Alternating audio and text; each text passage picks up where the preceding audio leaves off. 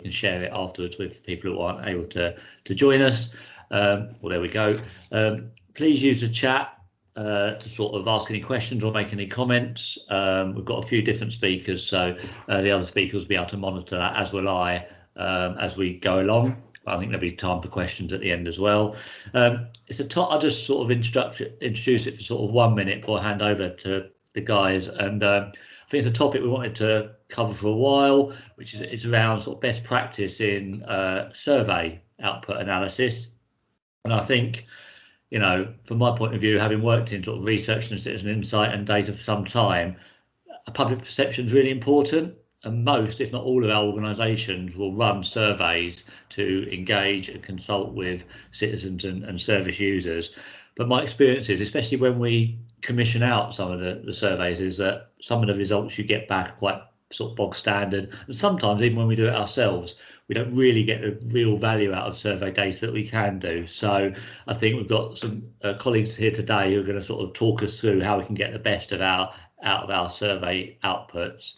And I guess even if you don't work with survey data a lot, some of the things, some of the sort of concepts that we're talking about actually relate to any data set. So we're talking about transforming the data, and we all know that takes most of the time in any type of analysis, and also significant testing, you know, turning those observations that we've got into real evidence. So I think some of the things obviously related directly to surveys here, but I think there's going to be a lot here to take on board for sort of any type of analysis that we do.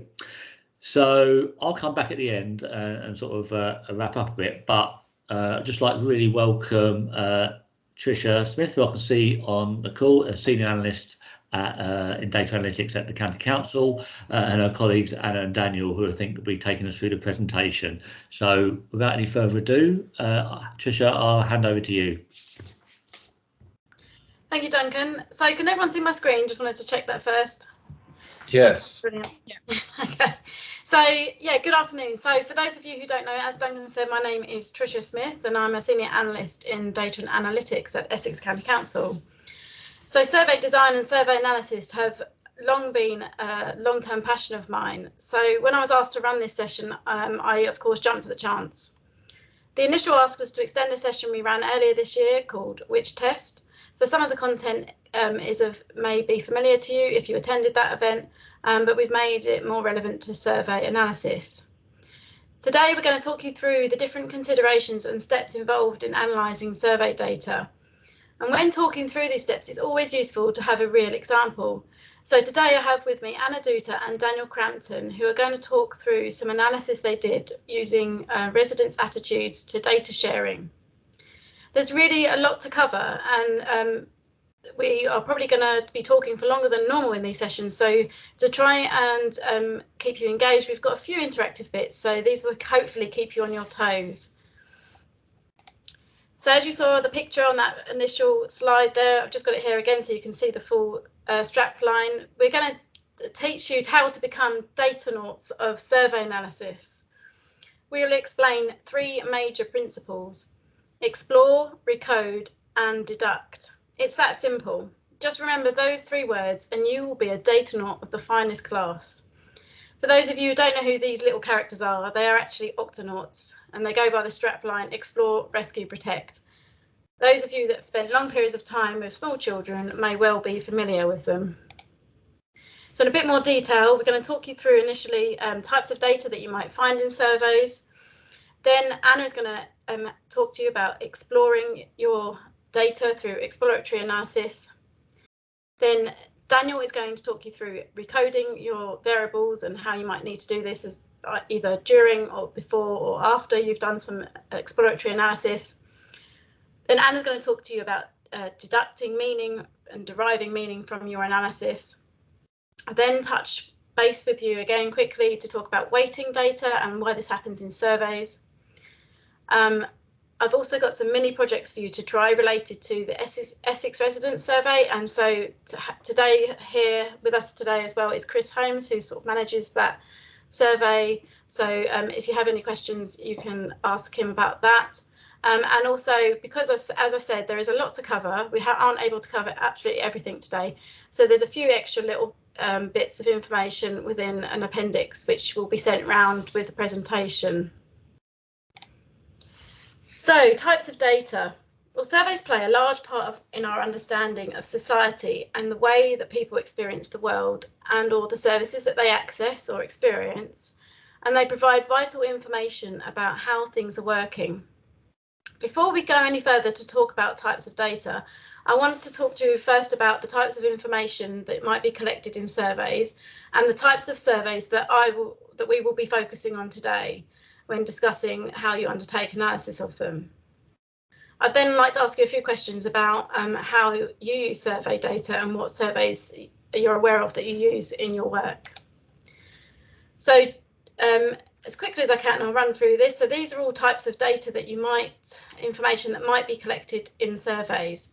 So the ones in blue are like the sort of formal tests and performance ratings, which sort of measure whether someone's mastery or achievement in a given area, and they also come under the umbrella of survey data.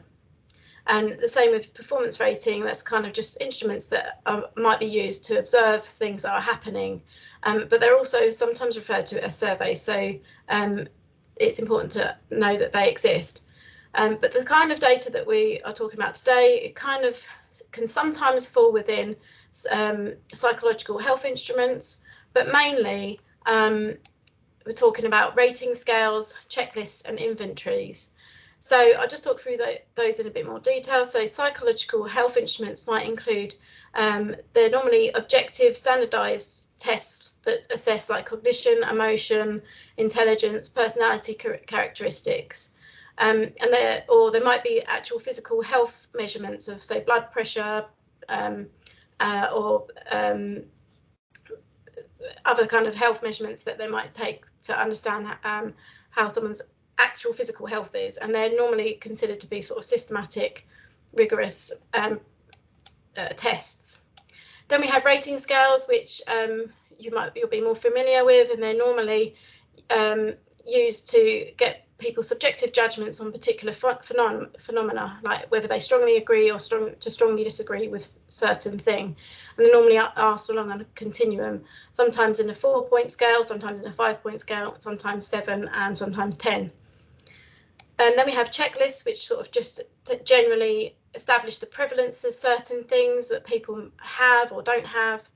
And then we might have inventories where they're used to assess like interest in certain things and behaviours they might undertake, thoughts or feelings they might have about certain things. And many surveys will generally include a combination of these.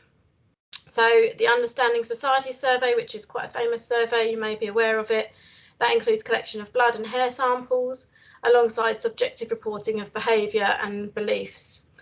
And then you have the Health Survey for England, which includes subjective reporting of health measures such as smoking, drinking, etc. But they also have actual measures of blood pressure in the survey as well. I myself once undertook a survey about recreational drug use, which included a number of subjective scales about current drug use, inventories about their drug taking habits, but it also included rigorously tested and sort of questionnaires such as the General Health Questionnaire, Anxiety Depression Scale, and there was also a Social Connectedness Scale. So there's a huge range of information that can be collected in surveys. But what I'd like to know is, can you give us one example of a survey that is important for informing your work? Just put it in the chat.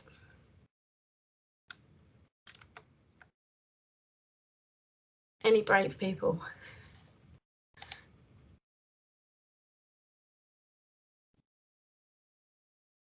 The census has been mentioned a couple of times. Yeah, so that's probably the most famous one. Mm-hmm. Well done, Duncan. Adult Social Care Service User Survey. And the Essex Resident Survey, get top marks there. We've got the Public Confidence in Policing, Crime Survey for England and Wales, yeah. Employee Survey, Community Life Survey. Oh, yes. Stephen has said he remembers the National Indicator Set. Yeah, remember it well. So there's some examples. Thank you for that. Can you name one survey that tells you what life is like in Essex or in the UK?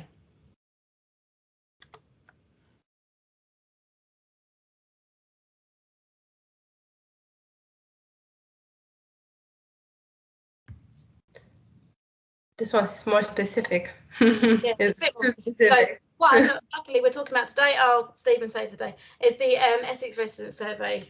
And Thomas said the census for what life is like in the UK. So final question, do you think enough insight is deducted from surveys, and why? So by deducted, by insight being deducted, I mean not just analysis, but what that analysis means.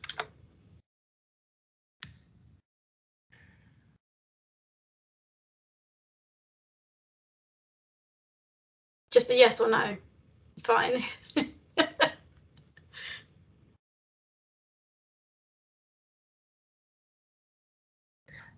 A few no's so far.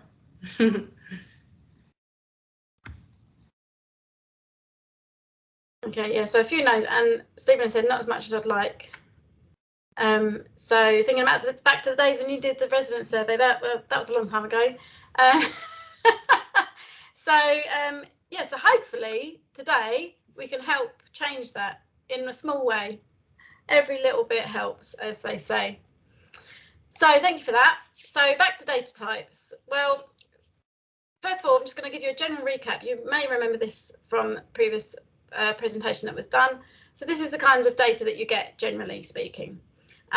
You've got variables that are considered quantitative, such as continuous variables, discrete variables, and ordinal, which sort of sits in between the two. And then you have categorical variables, which like nominal data and binary data.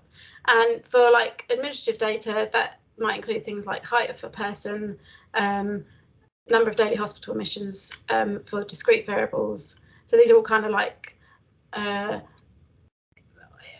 sort of data that tells you about how things are being, you know, what the service is like and how things are,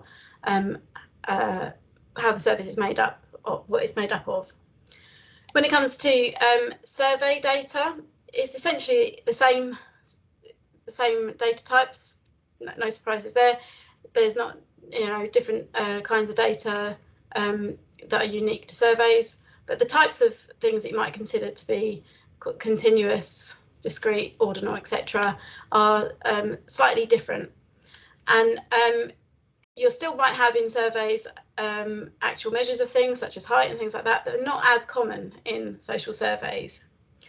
But what is very common are strongly agree, strongly disagree scales. And there is, depending on how these are constructed, there is the view that sometimes you can treat them as continuous, but you can also treat them as ordinal, as you will see in the examples given.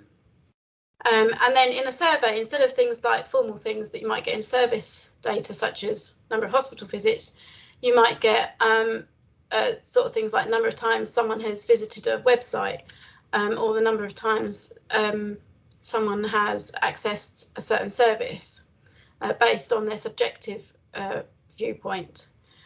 And normally these can't be partial in between values, such as 2.5 visits. You'd have to have like 1, 2, 3, 4, whatever. You can't have an in between for it to be considered a continuous variable.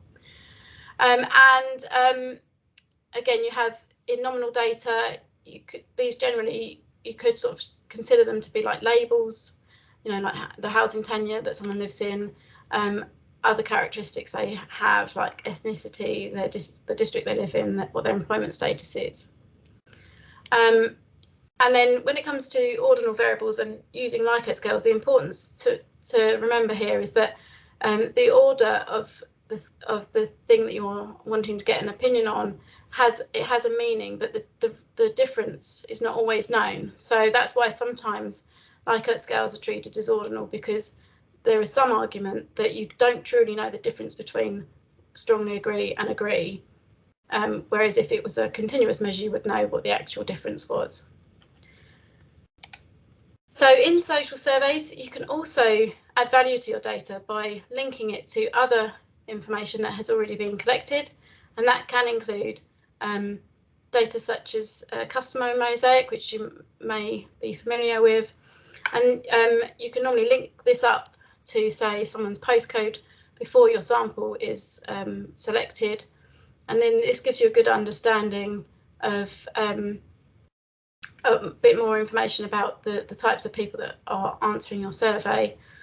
And you can also combine data with other administrative data if you have done a survey where you have got permission from the people that you're surveying to link their responses to their administrative records. An example of this is the survey that I once helped to analyse, which was a Ministry of Justice community cohort study, which is a survey of offenders on a probation order. And their answers to the survey questions about their experience of community orders and about their likelihood to reoffend and all of that was actually linked to their actual record of their actual probation record, detailing what orders they had been given, what orders they had attended, and also information about whether they were compliant and whether they went on to reoffend within 12 months. So surveys, although they're not the complete data set of all of your service users, they using a random sample and also additional information, that can be a really valuable source of information. So next we're going to talk about analysis of survey data, and Anna's going to talk you through this, but just briefly before she starts, I just wanted to give you a little bit of an indication using our Explore, Recode, Deduct, how much time you might spend on each section. So when you're doing analysis of other kinds of data, you might spend more than this, or you might spend less than this time on each aspect. But generally, with survey analysis, I'd say this is probably about the right amount of time. So about 45% of your time doing exploratory analysis, probably about 20% of your time doing recoding, and then the remainder of your time deducing meaning from your findings. So that's all from me for now. I'm going to pass you over to Anna. Thank you, Tricia. So when it comes to the explore step in survey analysis, there are a few purposes for this stage. It helps us determine how answers to questions in the survey are distributed, what are their frequencies, what are their means. It helps us determine patterns in the data, see whether there are any missing values we might have to deal with, whether there are any variables that need recoding, and also to help us confirm what our research questions or hypotheses will be. So there's a lot of benefits from it. One reason why this is so important is because, as we can see in these two graphs, we have to check the variables that we're interested in and see if they're ready for analysis. We hope for the dream scenario, like in the first graph, where we have a very nicely normally distributed variable, but most of the time in reality they look more like the second graph, which means that we need to play around with the variable a bit before we actually can use it in analysis. Next slide, please. Thank you. So in the resident survey analysis that Dan and I did, we used the resident survey responses, which for some, if any of you don't know about the survey, it's an Essex survey that ran in 2020 and has run quite often. I'm not sure when it started, but we used the 2020 responses. And we include a lot of different questions, from questions about how safe people feel in their local area, all the way to questions about their health or their financial situation. But we were interested in particular in the use of personal data. There were 4 questions in the survey related to this. People were asked whether they would agree to share their data for different purposes. One of them was in order to support and protect vulnerable people. Another was in order to improve the health and well-being services. A third question was regarding reducing risk, harm, and keeping people and places safe. And finally, the 4th one was around shaping local places and understanding communities better. We started the exploration phase with these variables, which were our dependent variables that we were interested in understanding. And as you can see in the beginning, we realized after plotting them that we needed to recode them, because it's very difficult to understand the differences in responses between the 4 statements. Are there any statements that people are more likely to agree to? Are there any that they're less likely to? And this is where the explore step and the recode and deduct steps may interchange. You may switch from one to another and come back to exploring, because in the initial phase, we realized that we will need to recode these variables in order to move forward. So on the next slide, we'll be able to see that after we recoded these variables, we were able to understand a lot better what the relationships are like. we can compare the different responses and understand what people are more likely to agree to for data sharing. So for example, for question B, we had a much higher proportion of people who agreed sharing the data for improving health and well-being services, whereas for questions C and D, we have very different proportions. After looking at our dependent variables, we started thinking about how we could understand them and what are the things that might influence how likely people are to want to share their data. And when thinking about what factors might influence data sharing, when thinking in general about what might influence your dependent variable, there's a mixture of gut feeling with research on the topic that you need to do in order to understand what variables you might need to take into account, and then looking at previous analysis that may have been done on this topic, which is what we did, and it helped us in the end decide on a number of variables that were in the survey that we could include in our analysis. So factors that we decided could influence attitudes towards the use of personal data were, first off, sense of community. There was a question in the survey around whether the respondents feel there's a strong sense of community in their local area. We then looked at their views on local government, at how trustworthy people found the county council in particular. We looked at how they felt about local democracy, whether they feel like they are part of, like they can influence decisions affecting their local area.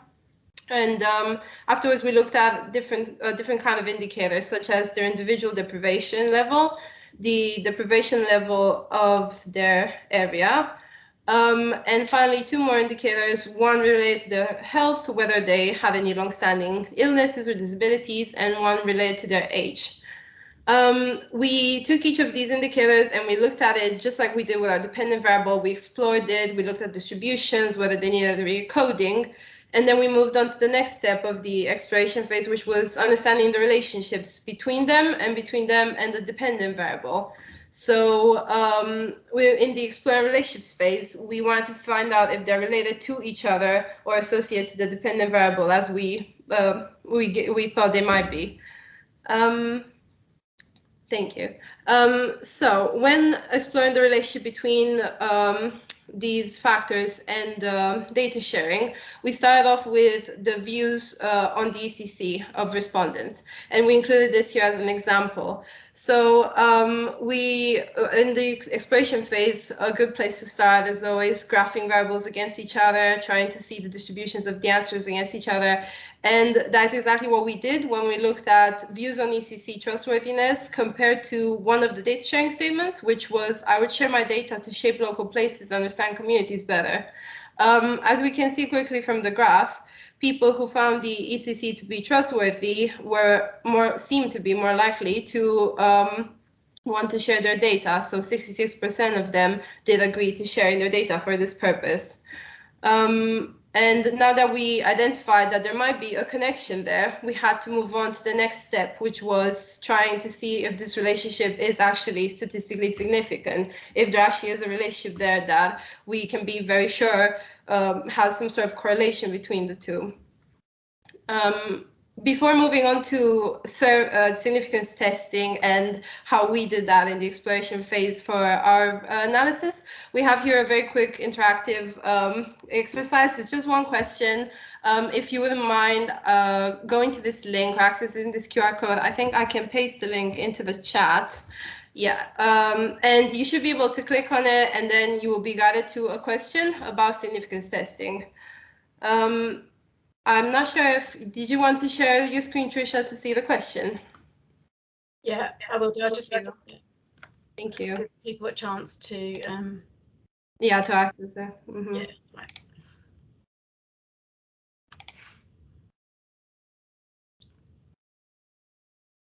Yes, so we have a question. Which statistical test or tests would you choose if you wanted to understand the impact of flexible working on informal care quality of life? There's quite a few options in there, and we will talk afterwards about how we can decide on choosing a test. Quite a few people going for t-test.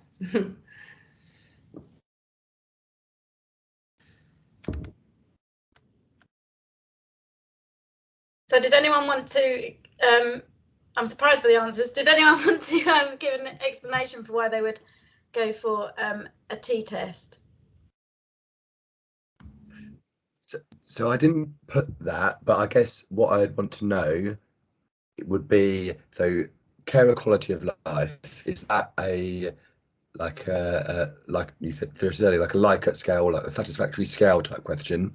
And flexible working, what type of variable would that be? Because it might be like a number of hours work from home, or percentage of time expected to be in an office. I think having a bit more information on those two things might steer me one way or another. Does that make sense? It's a bit of an unfair question. There wasn't enough information. Yeah, it was just a little bit of fun, really. But yeah, it's essentially flexible working is in this case is a categorical variable with a number of items that they can say. Well, it's a multiple response categorical variable where they can say that they list all the different things that they're able to do, and that includes anything from, you know, working from home combinations to flexible start and finish times, that kind of thing. So it's a thing they have or don't have, and quality of life is sort of a combination measure of different aspects of how someone has experience of control in their life and being able to do the things that they want to do, and not just be a carer, you know, all of the time. So yeah, it's multiple categories. So it should rule out the t-test, because the t-test is normally where there's like just two categories, and so all of the answers from multinomial regression to logistic regression were possible answers. If you wanted to manipulate the variables to the point where they were kind of not recognizable, then you might be able to do a t-test, but the data wouldn't be normally distributed, so you wouldn't be able to do a t-test on the data. So that was a bit of fun anyway. So we're going to go back to the presentation.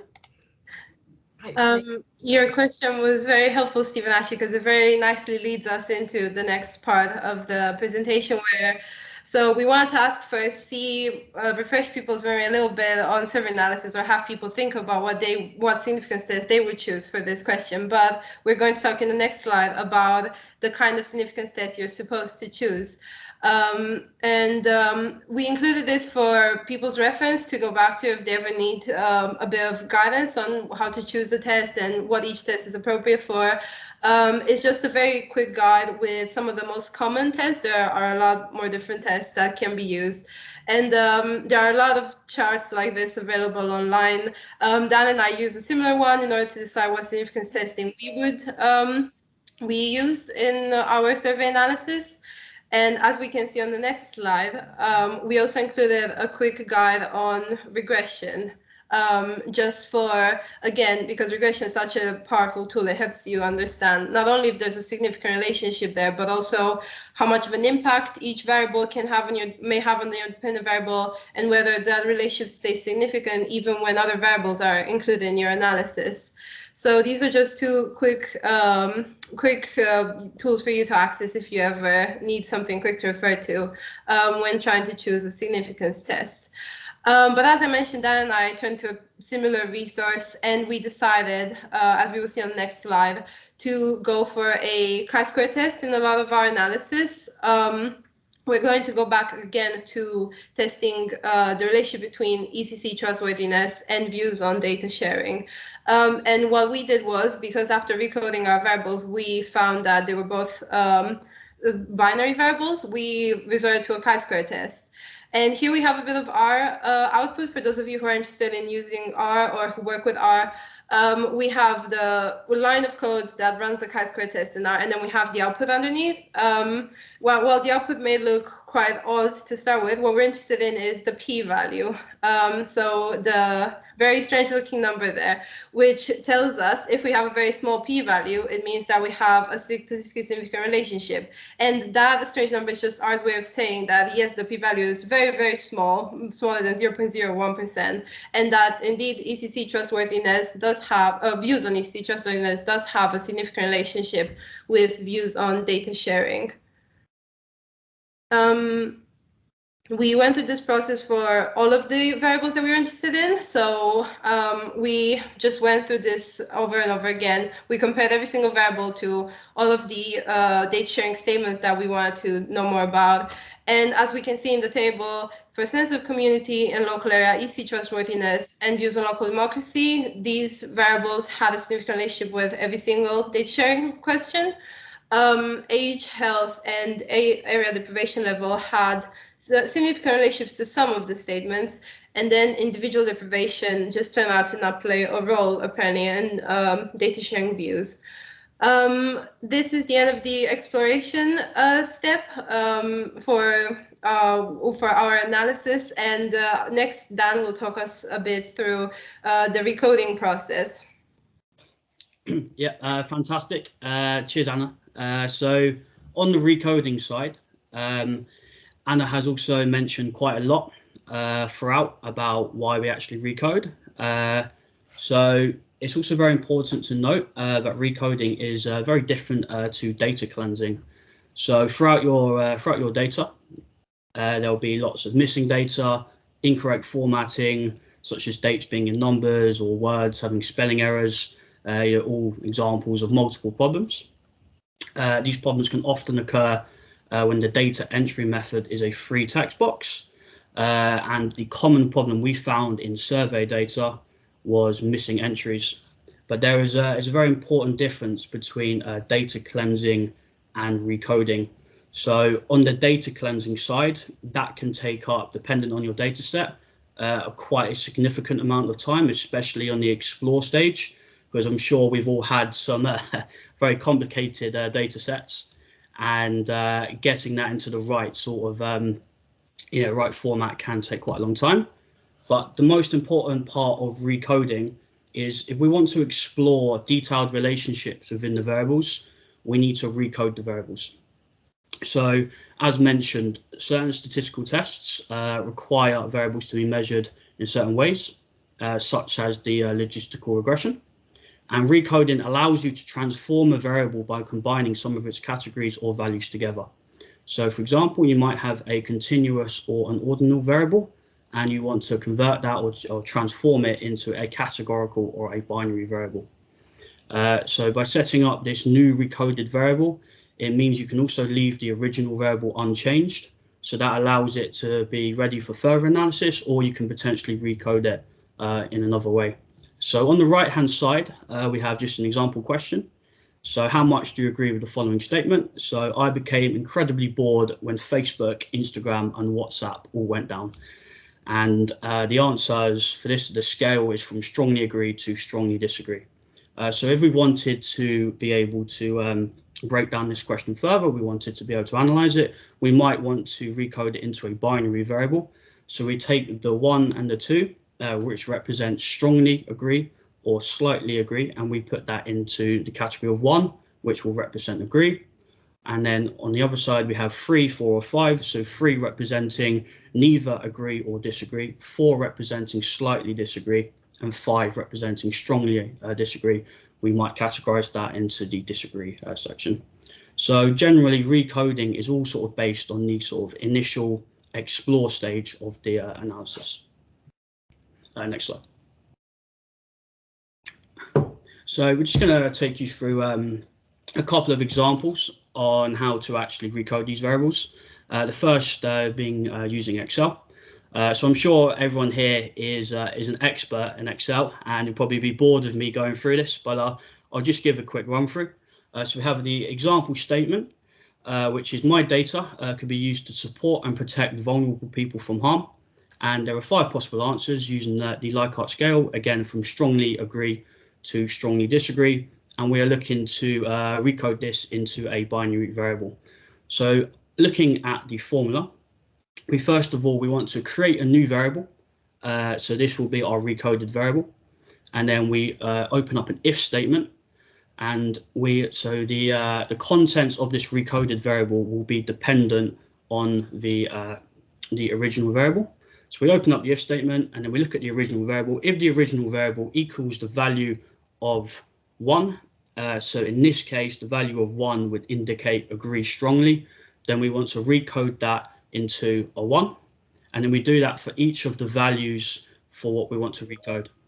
So recoding question. So again, so if it equals 2, which would be slightly agree, we want for that to represent agree, and then we do that for the disagree as well. Yeah, and depending on the number of categories or number of times, you can end up with quite a long formula bar. And then once you've got that formula in, you just double click the little right black X on the right hand of the cell, and then that will drag it down for all of the cells. And if you want to do it the more manual way, can be a little bit more time consuming, but you can also use the filter function in Excel. So simply by filtering on the original variable the value you want to recode, and then manually inserting that into the recode variable. So we'll move on to the second example, which is using RStudio. So using RStudio, very, very similar kind of logic. So we've used the same question as the example here. And we want to create this new recoded variable. So the first stage is always to create the new variable and set its contents to blank. Once we set up that new variable, we then want to recode it based on the original variable. So we have the agree strongly, we have the agree slightly, we have the disagree strongly, we have the disagree slightly, and we have the neither agree nor disagree. And then we set the value or the contents of the new variable dependent on that original variable. And then that will then create this new recoded variable, which is put into the right kind of format that you would then want to do a statistical test for. So yeah, next slide, please.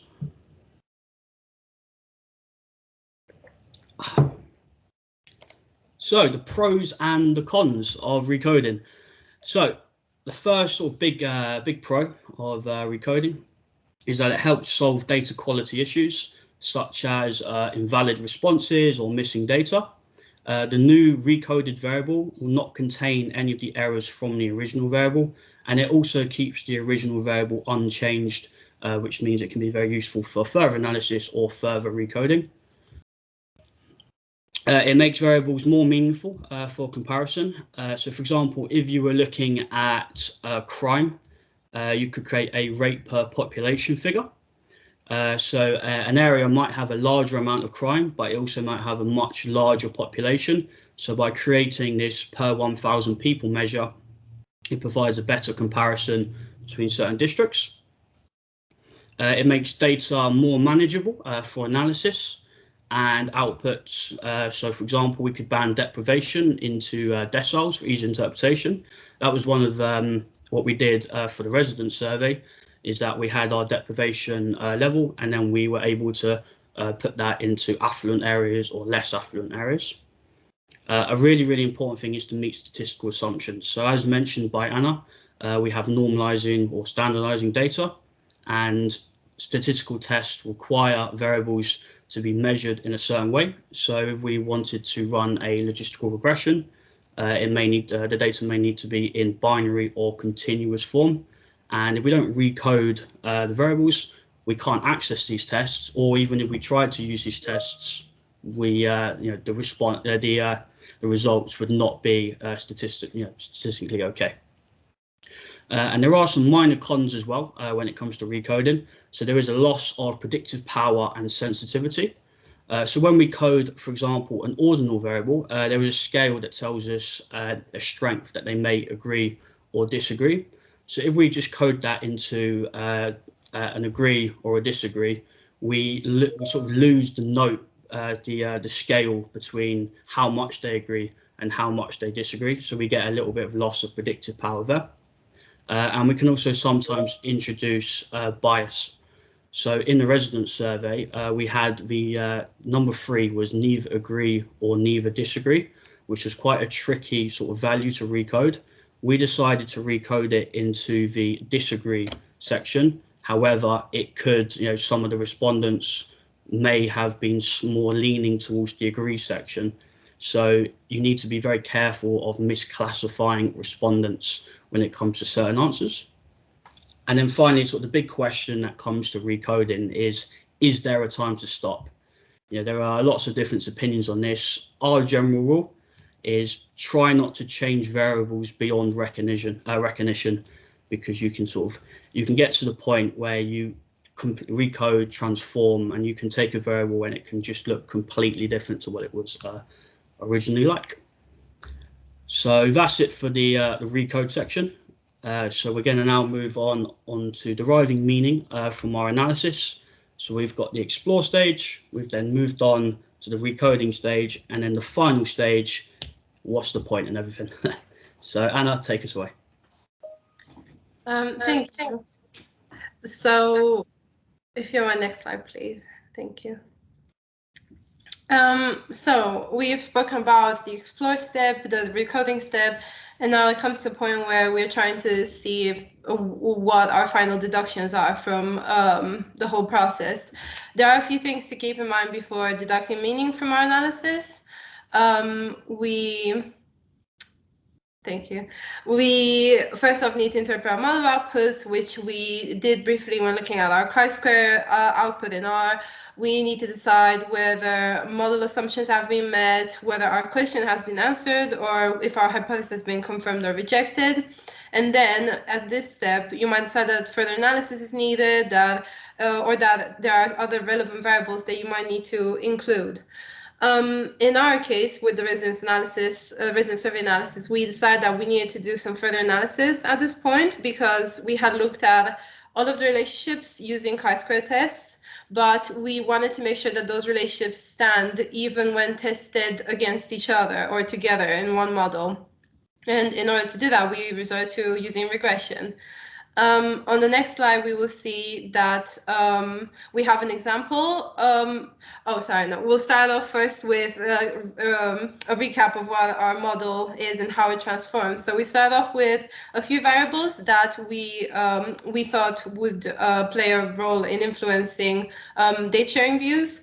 We then, following chi-square testing, eliminated one of them, individual deprivation. We found that it does not have a significant relationship.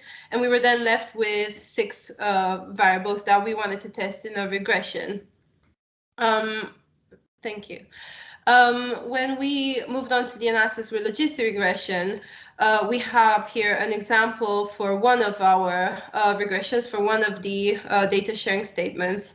So here we have again our output of a regression table. We have, as we can see, all of our variables that remained after the chi-square test. We put them all together in one model and we tested them against one of the statements, which was the statement on whether people would share their data for the purpose of improving the health services. And in this output, the most important thing to look at is the stars next to some of the numbers, next to some of the coefficients. So those 3 stars are telling us that that particular variable has a significant relationship with the data sharing responses, even when taking into account all the other variables. So ECC trustworthiness, views on local democracy, the health status of each respondent and their age are shown here to have a significant relationship with data sharing views.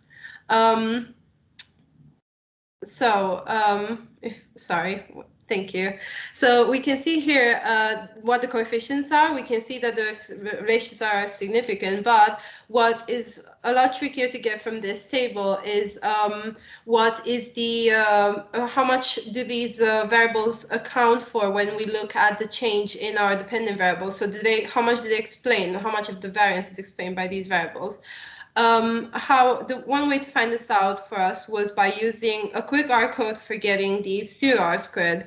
The pseudo R squared is an indicator that tells us very easily how much of the variance in our dependent variable is explained by all the variables we have in our model. And in our case, this was 4%. So this number indicates that there are still a lot of different factors and a lot of different variables that do influence how likely people are to share their data that were not captured in the model and that were not in the resident survey. So a lot of things that perhaps could not be measured or quantified very easily, or for which more research would be needed and more analysis in order to be able to get a hold of that information. So following the regression regression step in our deduction stage, we found that area deprivation and sense of community no longer had a significant relationship with our dependent variable. So we were left with 4 variables: views on local democracy, views on local government, health status, and age. In order to get to our final deductions, we know now that these variables do have a correlation with our dependent variable, but we don't know what impact they have on our dependent variable. And this is where we looked at getting the exponents for each of them. The exponent is an indicator that we can get using a formula in which we include the coefficient, which is the number that we saw in the previous R table. And with this formula that we didn't put in the slide because we didn't want to make it too mathsy, we basically got an exponent for each of these variables, which tells us very easily what kind of impact they have on the dependent variable.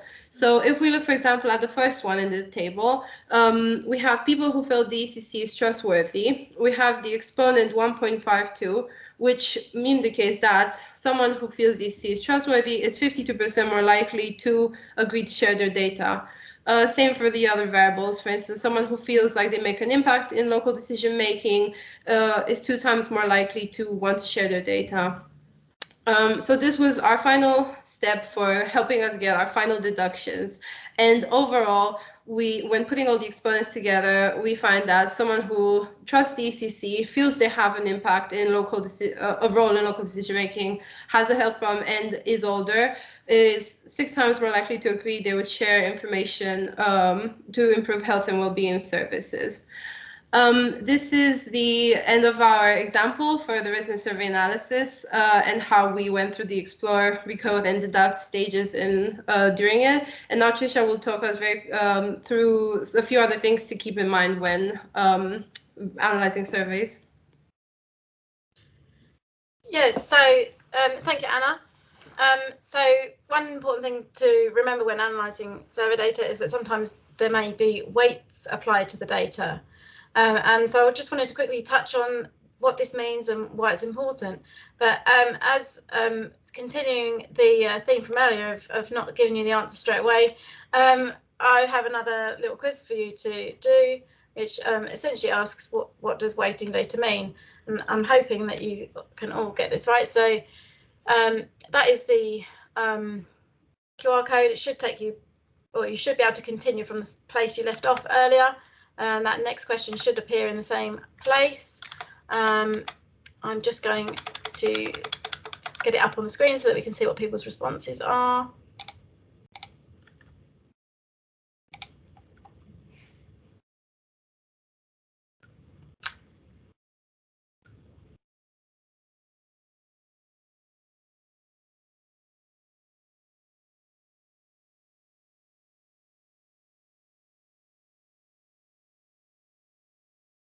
Okay, so far so good. Those two answers are actually both correct, and no one has ticked this one about weights exaggerating the voice of certain respondents. So that is all good. You get top marks for that. I'm going to go back to the presentation because I'm just conscious on time.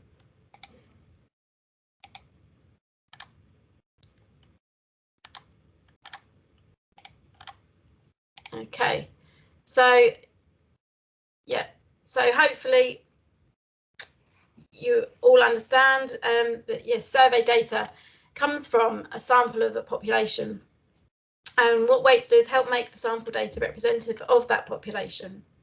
The main way of getting a representative sample is to select cases through a randomized select sample. However, randomly selecting samples does not guarantee that your final respondent sample will be representative. And that is because some people are less likely than others to agree to participate in surveys, which is often termed as non-response bias. And so a common way of selecting a sample can also make cases more or less likely to be selected. And this is referred to as an unequal selection probabilities. So survey producers and experts in survey methodology have created weights in response to these problems. And all the weights do is they adjust a sample to make it more representative of the population that it was originally designed to reflect. So if you're trying to represent the whole of Essex, then you would want your sample to be representative of the whole of Essex. If you were trying to just be representative of certain service user group, then your sample only needs to be representative of those people. So weights appear in a survey data set as a variable in its own right, and it assigns a value to each of these to indicate how much weight should be given to the data during analysis. So a weight variable can make several adjustments to the data. For example, it can simultaneously adjust for non-response and unequal selection probabilities. And survey data sets often contain more than one weight, and that sometimes different weights may relate to different samples. In some cases you can have like a core sample, and you can also have a boost sample. So sometimes in the Essex Resident Survey there's a boost sample for a couple of the districts because fewer people generally respond from those districts. We don't know why, but they do. And you can account for differences in gender and in age and in deprivation. It depends how detailed you want to be. If you want your sample to be representative of the gender and the age and deprivation of your population, then you would want to include weights for those as well. And generally the details of any weights that are applied to a survey will be included in this survey documentation. So it's important to read that documentation to understand what those weights are. So we've talked a lot today about the Essex Resident Survey question about data sharing, and just for purposes of giving you an understanding of that survey, in the Essex Resident Survey there are a couple of weights that are applied, and that is essentially just to give the sample of responses to be representative of the population, and that's based on the Office of National Statistics estimates of what the Essex population is, and respondents are also weighted by age and gender.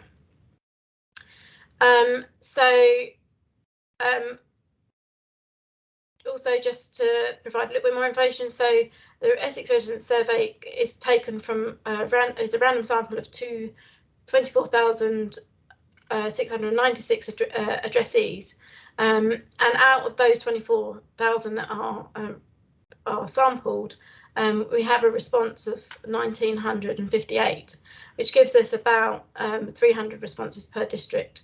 So even after sending out surveys to 24,000 people, our sample only achieves about 2,000, which is why it's important that we apply weights when we're doing the analysis.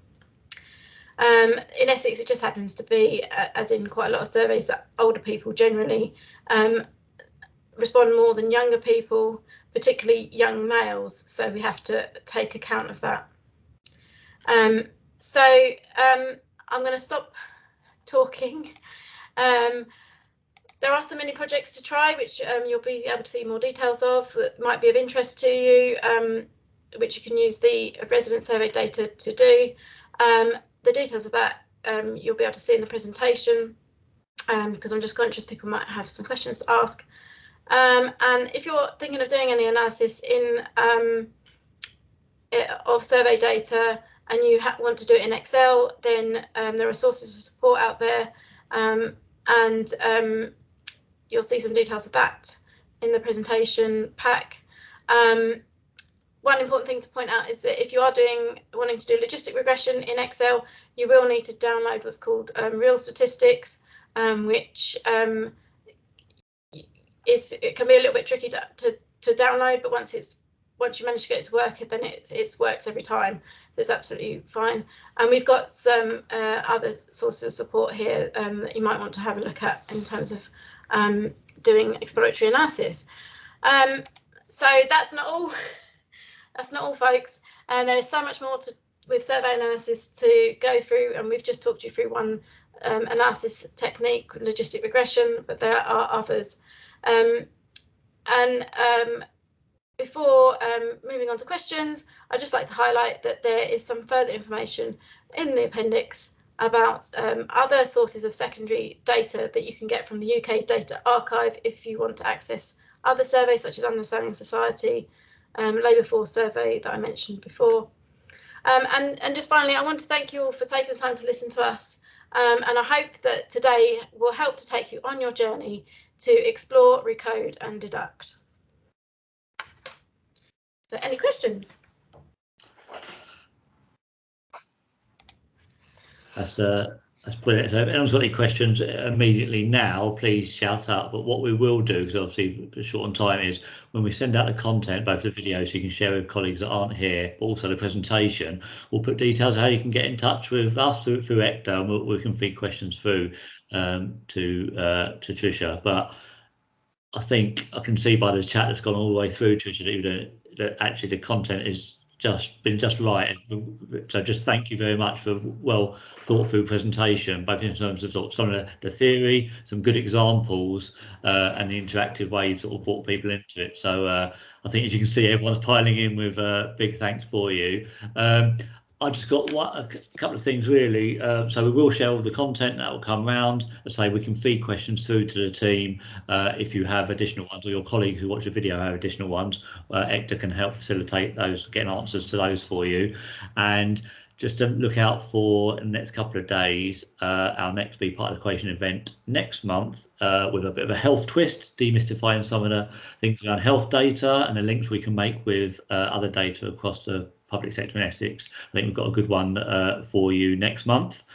So unless there's a burning question that you can't wait to email in, you need to ask Tricia right now, please do so right now. Okay, that's fine. We will field those afterwards. So just remains me to say, Anna, Daniel, Tricia, thank you very much. It's been a really great session, and thanks for your time pulling it together. And to echo what you said, thanks to everyone who logged on to listen today. Thanks, guys. Thank you. Thank you.